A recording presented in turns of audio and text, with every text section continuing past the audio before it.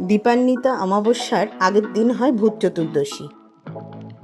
এবছর ভূত চতুর্দশী লাগবে 19শে অক্টোবর পয়লা কার্তিক রবিবার দুপুর 1:54 থেকে, আর চতুর্দশী ছাড়বে 20শে অক্টোবর দোসরা কার্তিক সোমবার দুপুর 57 এদিন পূর্বপুরুষের উদ্দেশ্যে এবং অশুভ শক্তির বিনাশের জন্য 14টি প্রদীপ জ্বালানো হয়। 14টি বাতি দেওয়ার সাথে সাথে এদিনে আমরা 14টি শাক খেয়ে থাকি। কি কি এই 14টি শাক? চলুন জেনে নিই এই 14টি শাকের নাম।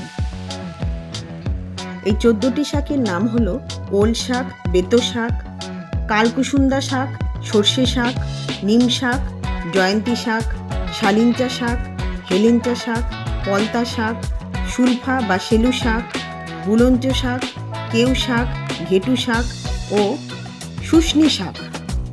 মনে করা হয় শরৎকাল থেকে শীতকালে প্রবেশের এই সন্ধিক্ষণে রোগ প্রতিরোধ ক্ষমতা বাড়াতে এবং শরীরকে সুস্থ রাখতে এই বিশেষ শাকগুলি খাওয়া হয়ে থাকে।